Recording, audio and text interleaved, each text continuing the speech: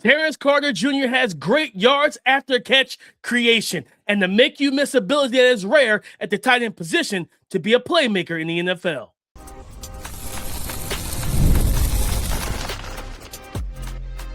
You are Locked On NFL Draft, your daily podcast covering the NFL Draft. Part of the Locked On Podcast Network, your team every day. Welcome back to the Locked On NFL Draft Podcast. I'm Damian Parson. That's Keith Sanchez. And today's episode is all about Texas Tech's move tight end, Terrance Carter Jr. We're going to explain our grade for this young man, talk about the concerns with this profile. But as always, we start with the pros, the things he does well. And this is Keith, I would like to classify him as a yard after catch creativity player. Like, this is a dude who has the tools to create with the football in his hands. Guy is listed at 6'2", I think 245 pounds, somewhere in there. He's coming off of a season in 2025 where we saw Texas Tech really take a stranglehold over the Big 12. They went to the CFP, had an elite defense, everything like that.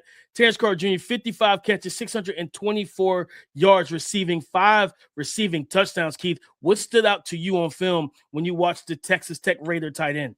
Yeah, DP, you started the show off saying the move tight end, right? So I think it's important to talk about his versatility as a player. Mm-hmm. This is a young man. You talked about the measurement, was 6'2", right around 245 pounds. So non-traditional build for a tight end, right? I think that's the that's the what is that? The most lenient way to go about this, right? Very bizarre way to put that. Very yeah. Man, and just the versatility and what he can do because of the movement skills and run after catch ability, but it's because of the contact balance, right? And I when I watched him, DP, and this is very weird because I shouldn't even make this comp, but it's because of his build and what he does. I actually thought about Deebo Samuel because of his build, right? Like, this is a guy with thicker lowers, right? He's good run after the catch ability. He has good contact balance. He runs with good power, things that you don't probably traditionally say with a tight end, but that's him. And you can put him in a slot. You can, potentially put him outside. You can put him in the backfield. There's so many different places you can put him. So I think projecting him when we talk about offenses, right, like in where he can go, if you draft this young man, be expected to align him everywhere. Because that's where you're going to get the most usage out of him. I think if you're going to make him a stagnant player, if you're going to consistently just put him as a hand in the ground tight end and tell him to operate from that perspective, you're kind of wasting what his best traits are. So if you draft him, be prepared to be versatile with him. And I think that's the key thing, is that this is a guy you can put all over the chessboard to make things happen.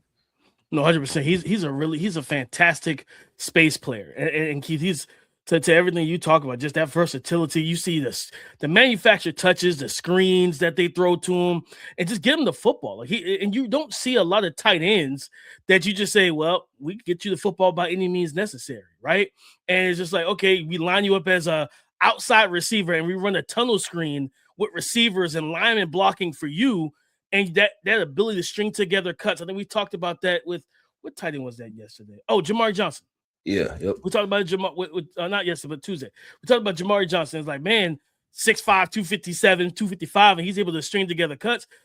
Now, granted, when we see Terrance Carter do it, you're like, okay, you should do this because of your build, right? But still, yet a tight end being able to just hard plants and cuts consecutively to make guys miss in the short and intermediate parts of the field. Like, he's an easy guy to get the football to, Keith. Like, for an offensive coordinator, you don't have to be up late at night trying to devise a plan to get Terrance Carter Jr. the football. He comes one of those guys that's just ready-made to catch the football. Yeah, and you should get it to him by any means necessary. So what he does in the quick game, be it last year for Baron Morton, who was not a great quarterback. I think he might have went undrafted or maybe late draft and everything for Texas Tech. He was that kind of that check down, that like, okay, I'm looking downfield for Coy Aiken, for Caleb Douglas, and those boys aren't there. And then the defense forgets that Terrance Jr. is sitting there 5 yards from him. He dumps it down and let Terrance Carter Jr. go make the play. like his ability to make guys miss, that I think is kind of, I don't want to say it's rare, but you rarely see guys at tight end, Keith, have that ability after the catch to make guys miss in space, one-on-one, and just get him and funnel him the football. Yeah, no, DP, and I'm gonna go back to what's been a common theme as we're working through this draft class, right? And you started off, you talked about Caleb Douglas, right? And I'm sitting there, I'm like, dang, Caleb Douglas, Reggie Virgil, right? Like Reggie Virgil was there too, yep. Two guys we've seen at the Senior Bowl, and then you add this young man into the mix, and he was a young man that was talked about last year, having as a tight end, impact tight end. So you start to understand why Texas Tech had a good football team, right? Because they had good football players, and I always say that, right? I'm like, talent rules everything. You get some team, some talent, you have a shot to become a competitor in any sport, right? At the end of the day, I'm gonna go with this, and I'm just talking about the run after the catch DP ability. And I talked about it, right? Him being strong, sturdy, getting upfield. I believe that that's a situation where you, as an offensive coordinator, you have to take advantage of that, right? Because I think it's unique. I mean, because he almost turns into, you're talking about being 6'2", 245 pounds, that's a big running back, right? Like that's Derrick Henry-esque size out there, right? So if you can get him out in space and then tell him go forward, I think that's when you get some of the very best out of him. So do you kind of look at him in a situation where you say, hey, just find a way to get the ball in his hands, like you was talking about, right? With an offensive coordinator, you shouldn't struggle with this. This should be easy money to find a way to get the ball in his hands. No, 100%. And you know, like you talked about, Keith, you've talked about, I talked about the agility and the elusiveness. You talked about the ability to contact, balance, and power. And when you have those two things combined, you got a guy that can make plays after the catch in just that versatility after the catch. Like, okay, I can run through you. I got the contact balance to run through arm tackles, to run through the contact early in the play, or I can just make you miss and get yards after the catch that way. Like he's a how to put this? He's a pure yak guy. Because yak, Keith, we know yak stands for two different things: yards after contact, yards after the catch. He gives you both, which is not something you typically see where guys can that the tight end spot. And I said with that 6'2", I was looking up as we were talking. I got some interesting body comps and probably play style comps at the end of the show. It's going to be a lot of fun. But I think Keith, like I said, easy guy to get the ball to, in everything. I look at him overall as just like, this is a matchup weapon. Like this is a guy that you talking about making him the power slot. And, you come out in some run sets and two tight end sets. He's the H-back. You flex him out to the power slot. Now you got 6'2", 245 against 5'10", 185 as a nickel corner. And I was like, you know what? I like that matchup. I like it a lot. Or if they don't put a nickel corner on them, then they flex out a linebacker. You're like, you know what? Let's motion that receiver from over there. Let's make that a single side situation, one-on-one. And I'm taking that opportunity every chance I get. Yeah, I agree. And that's what it becomes about, right? It becomes matchups. And that's why you go after these the versatile style players, because they're able to create matchup opportunities. And we know that, DP. That's what the NFL is about, right? It's a talent on talent situation. How do you create these matchups? Because at some point, everybody knows everybody, right? So it's the little fine details that you see when you see in the film breakdowns and things like that that swing games left and right. And he's a player that if you put him in position, he has the potential to swing a game left and right if you put him on the right player. But DP, let's do this, man. We talked about the pros, right? What are the highlights of Terrance Carter, the Texas Tech tight end? Let's talk about the concerns, right? And we may have hinted at it already if you guys were listening closely. We'll discuss that coming up next. Support for today's episode comes from Indeed Sponsored Jobs. When workplace chaos hits, you need the right hire. Indeed Sponsored Jobs helps connect employers with candidates who match specific needs like skills, certifications, and locations. So less time gets spent searching and more time gets spent finding the right fit. People are finding quality hires on Indeed right now. In the minute I've been talking to you, companies like yours made 27 hires on Indeed, according to Indeed data worldwide. Usually the biggest difference isn't someone doing more bulk of the workload. It's having somebody who knows exactly what is needed and that needs to happen, and everything runs smoother. And listeners of this show will get a $75 $5 sponsored job credit to help get your job the premium status it deserves at Indeed.com/podcast. Just go to Indeed.com/podcast right now and support our show by saying you heard about Indeed on this podcast. Indeed.com/podcast. Terms and conditions apply. Need to hire? This is a job for Indeed sponsored jobs. Breaking down the concerns for 6'2", 240-pound tight end out of Texas Tech, Terrance Carter Jr. What were the first initial concerns that really stood out to you, Keith? Size, right? We talked about it from one perspective, but through the other lens, how high do you draft a player who is so unorthodox? I think that's one thing, right? And his size is so far off of the typical threshold. When you think about the tight ends that we love to see now, right? The Coast and Lovelands of the world, things like that. This is a young man that's listed at 6'2", 245. Is there a chance that he's 6'1", 240 pounds, period? Right? Like just right, stop right there. There's a very realistic shot. And then so when you think about drafting a tight end at 6'1", 240, that's a head scratcher. That gets you to think twice, gets you to think three times, right?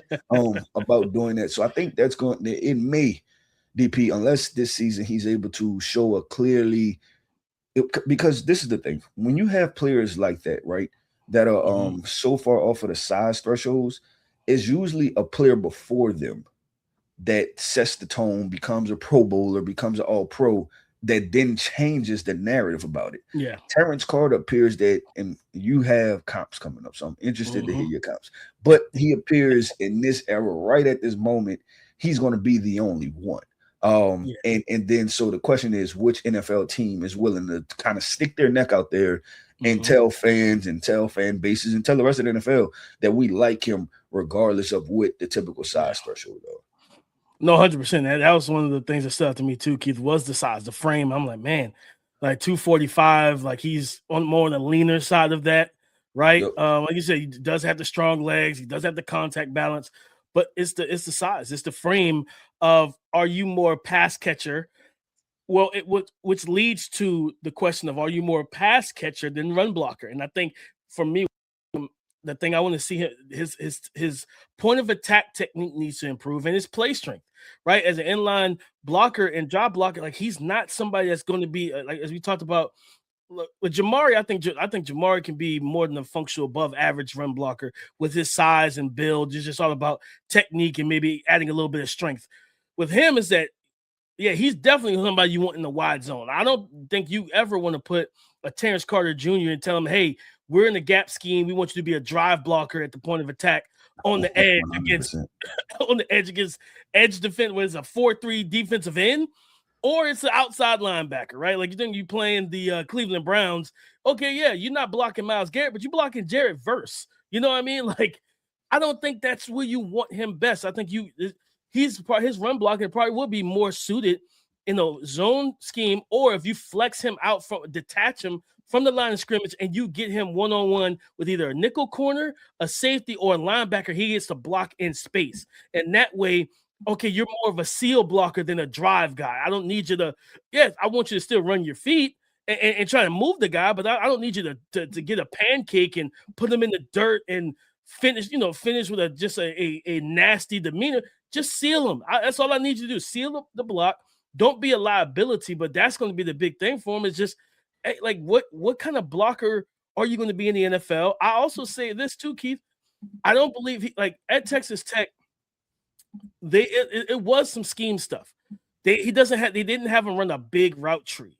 So you want to kind of see, I want to see that improve as well. Because with his movement skills and athleticism and like agility, that right there sets the baseline of like, okay, if we have you actually work on running routes, like you should be a good route runner going into the NFL, you know what I mean? Based on the routes we actually run. He didn't run a big route tree. I would like to see that expand going into the NFL, because we know, like, hey, yeah, the NFL's good. I mean, heck, we watched with Tyler Warren, and Colts fans, we're not picking on your guy, but it's just more so the truth. We watched the Colts. Like, when that was something we talked about, Tyler Warren was not somebody that was a one-on-one winner. BP, it sounds like you're picking on Tyler Warren. I'm not. I'm just. He's an easy mark in the situation. We called him. He's like, hey, listen, guys, like one-on-one route running, that's not really his thing. He's a big, strong, physical guy 100%. and everything. And we saw that with the Colts. The Colts schemed him open a lot and things like that. Off the play action, flat routes, cross the middle crosses. Get him in space and give him the football. But 9 times out of 10, like you still got to win one-on-one. Like if you play in a defense that's a lot of heavy man-to-man, hey, if you can't get free one-on-one, like what does that do for our offense? It limits one of our more versatile weapons. I always say tight ends are the biggest mismatch in football. If you got a really good tight end, teams struggle to defend you. Like we've watched the Chiefs, Keith, with Travis Kelce in his prime, with Tyreek Hill and after Tyreek Hill. They still won a Super Bowl. And Travis Kelce was a major part of that because it's like, man, we gotta allocate so much attention to him, to the middle of the field, the route running, the yards after catch, like his freestyle ability, all of that. We watched that with Gronk in New England, right? Like Gronk was Gronk. It was him, Edelman, Amendola, Chris Hogan. Like you're like, okay, who's the needle mover? It's Gronk, and it was just like, it is what it is. Like he made that offense go offensively in the passing attack. Edelman did his part too, and Amendola, those guys too. But it's the tight ends that really move the needle. So. Yeah, you want a guy that could be versatile. And when I look at Terrance Carter, I think that's it, Keith. And you tell me how you feel. I think it opens up the question: can I make you my tight end one, or are you more of that complementary piece because you're 6'2", 245? No, 1,000,000% you have to have that conversation, DP. Because if you roll in there and you're not confident, or you get results that you weren't prepared for, you locked in for the rest of the season like that, right? So if you have run game issues, if you have an offensive coordinator, sorry about that. If you have an offensive coordinator who's not prepared to utilize this man in the right way, I think there's a variance for error, right? Meaning that this can go the wrong way. And I think that's the part that needed to be highlighted, or needs to be highlighted when we discuss him. And I think from here until the draft and probably post-draft, right? That's gonna be the conversation. Landing spot. I'll say this too, DP.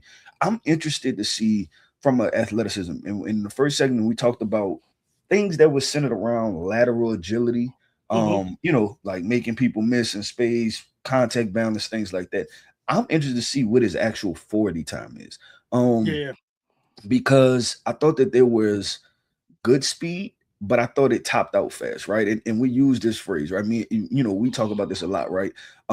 He goes 0 to 60 pretty fast, but there's only 80 on the dashboard. And that's what I want to know, right? If that's the case. Like, you're not going to get to 120. You're going to get to 0 to 60 really fast. But just know that thing will top out at 80, right? And I wonder if that's the case, right? And he's another guy, and we spoke about it. I discussed this some with Jamari Johnson, but Jamari Johnson is going to have the size, plus size to go into his kind of back pocket in his tool belt. Terrance Carter is going to be a more difficult situation because everybody's going to be watching to see, does this, you almost have to tear it up, right? Like you have to go do some 4.39 type of stuff if you're going to be 6'2", 240 pounds, which is almost unfair because he has good weight, decent weight on him. I'll say decent weight. He has decent weight on him. It's the height thing, right? That people think you're undersized. When you're undersized, you have to perform at a high level. No, 100%. I think, just kind of as we flush out this conversation, I'm thinking like, okay, going back to like the run block, I'm like, all right, how do we maximize that, right? Because it's like, okay, if we do have you in line, like if you're the tight end one, I got to get you outside shoulder of whoever is the last man on the end of the line of scrimmage. I got to get you outside shoulder so that you can help duo with the offensive tackle, and then you can climb to the linebackers, right? I don't want you head up to any of these edge rushers, outside linebacker. I don't want you head up to none of these guys. I want you outside shade so that you can squeeze and climb, right? Like that's what I need. Like I think that's what you have to do with them in the run game, right? At least right now. Yeah, no, and even going further into that, we have to think about second level defenders, right? Yeah. Because if you have a undersized tight end, or the defenses that's going to tell you, hey, just crash down on the tight end, right? Like, and I'm talking about that linebacker coming down, set the edge, set a firm edge, right? Just go ahead, blow through whatever gap that is that he's supposed to be responsible for. And then now you're cutting off, right? So you're talking about those wide zone, outside zone, that run in the floor, that run immediately gets cut off because of that situation. So it's not only just the first level defenders, right? Talking about the edge, you have to worry about the second level defenders, because when you account for being 245 listed at 245, and who knows what that number really is, but you're the same size as some linebackers, a lot of linebackers, right? And you may be undersized some linebackers. So it's definitely a conversation. Keith, think about this, man. If let's say he got drafted to the NFC East, like he goes to either Dallas or like Philly. So you got to deal with two linebackers in that division. Just got drafted, Arvell Reese and Sonny Styles. Both of those guys are probably both listed close to your weight, but they're bigger than you. You know what I mean? Like both of them are bigger than you are framed. So you, like, to your point, the DC is like, hey, crack the tight end. Like if they wide zone your area, run straight through them. And now you got Arvell Reese firing downhill with his only intention in mind is blowing you out the play. And we've seen what he does to offensive lineman at 300 pounds. What you think he's doing to a 240-pound, 6'2" tight end? Matter of fact, they're the same weight. But if you look at the body types, you're like, yeah, Arvell Reese is bigger than him. Like, they're both 245, 240, 245. Same thing with Sonny Styles. And Sonny Styles like 250. So, like, to your point, yeah, like some of these linebackers, Roquan Smith triggering downhill, and you got these violent big body linebackers, they're gonna punch you in the mouth, and you're gonna have to deal with that. Yeah, 100%. DP, let's do this, man. I thought we did a good job outlaying the pros, right? What are the strengths for Terrance Carter games? I thought we had an in-depth conversation, DP. Yeah. We get a round of applause for that, right? Talking about the concerns for Terrance Carter. Let's go ahead and do this, man. You know, it's my favorite part of the show. Let's explain the grade, right? What draft grade do we have on Terrance Carter into the 2026 college football season? We'll discuss that coming up next. Today's episode is sponsored by Square. If you've ever tapped to pay and thought, whoa, that was fast, it was probably Square. Whether you're selling lattes, cutting hair, running a packed game day spot, or managing a design studio, Square helps you run your business without running yourself into the ground. Square is the platform behind the scenes of so many businesses you already love. One connected system to take payments, manage inventory, run payroll, and track it all in one place. There's nothing worse than missing a big play during the game because you're stuck waiting to pay. The spots that run on Square never have that problem. Quick checkouts, easy receipts, and sometimes even loyalty points. You gotta love that. If you're starting a business or already running one that deserves better tools, Square helps you sell, manage, and grow without slowing down. Right now, you can get up to $200 off Square hardware at square.com/go/LockedOnNFL. That's SQUARE.com/GO/LOCKEDONNFL. Run your business smarter with Square. Get started today. Thank you for making Locked On NFL Draft your first listen of the day. And thank you for making the Locked On Podcast Network the #1 sports podcast network in America. It's all because of you, our everydays. Explain the grade. Keith, what did you give Terrance Carter Jr.? What summertime grade did you give the Texas Tech Raider tight end? Yeah, DP, you know, you always toss it to me, right? In these segments. And so I feel like it puts me on the spot, right? So I'm like, I got to get this right. So DP, I went with a late third, early fourth round. And where that falls, it is adequate starter, I mean, a baseline level starter, or a guy you talking about falling to the fourth round with developmental traits. And I think there are developmental traits, and I think there's going to have to be development. There's going to have to be relationship building, right? Because like I keep saying, the offensive coordinator is going to have to know his player, right? Like it's a KYP situation. Know your player. And so I'm gonna go with that. And I think that puts you also in a range, DP, to where the pressure may be off as a general manager to have to draft him and start him immediately. And if you run a 2 tight end set, fans would be A-okay with this guy being tight end 2, but he can also be potentially tight end 1 if he develops the right way.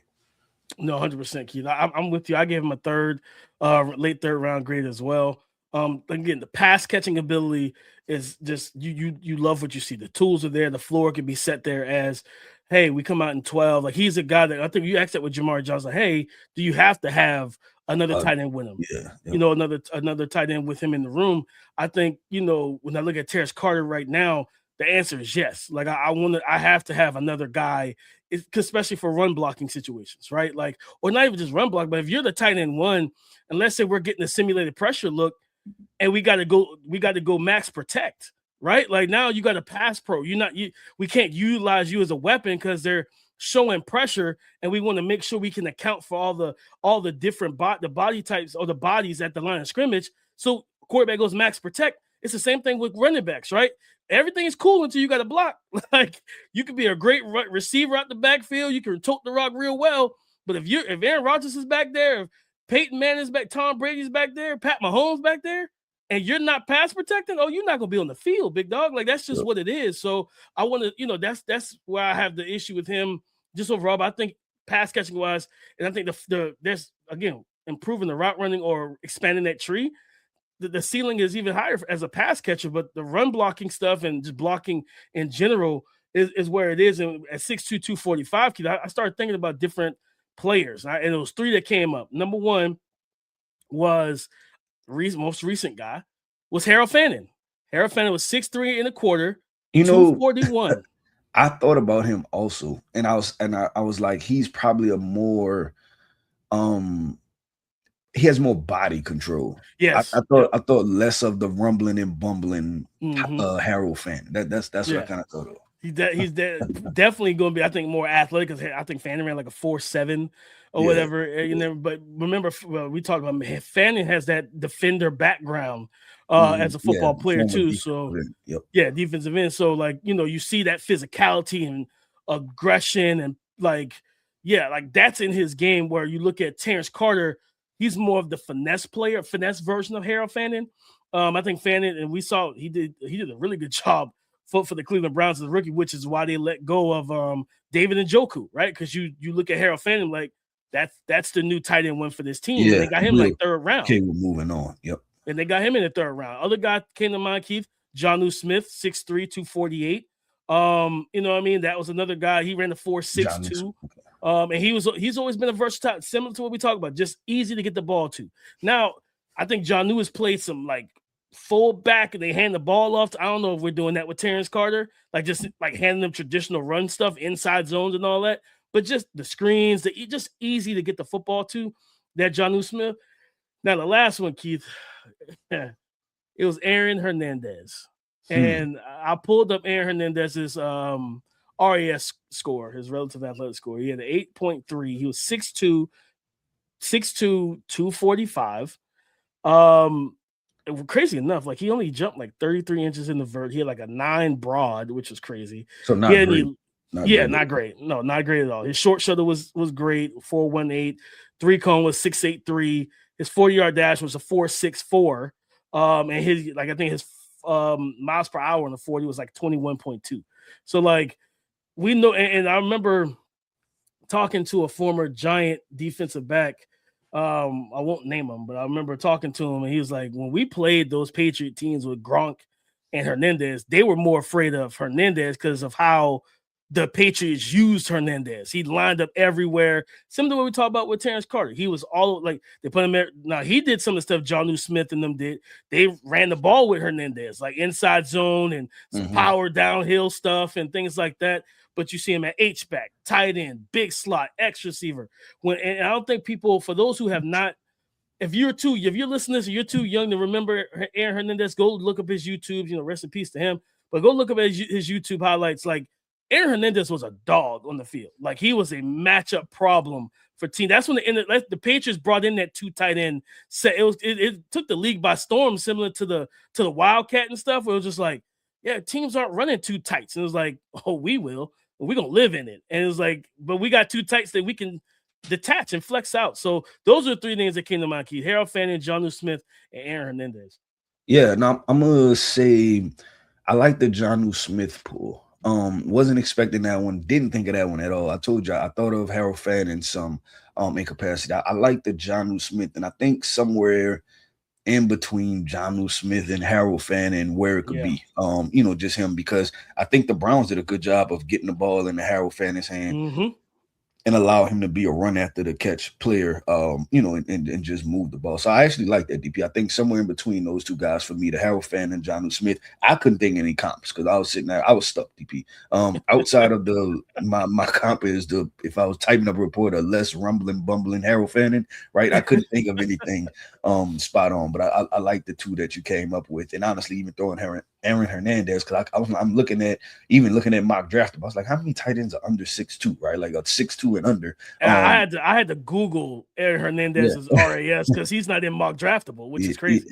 It's not that many, DP. It's not that many. It's but not. DP, that wraps up another episode, man, of the Locked On NFL Draft Podcast. I want to end this podcast all by saying shout out to our everydayers. Thank you for tapping in with us each and every single day. I am Keith Sanchez. You can find me on X at The Talent Code. That right there is my guy, my co-host, Mr. Damian Parson. You can find him on X at DP_NFL. And like we like to say, man, y'all come talk to us because we like to talk back.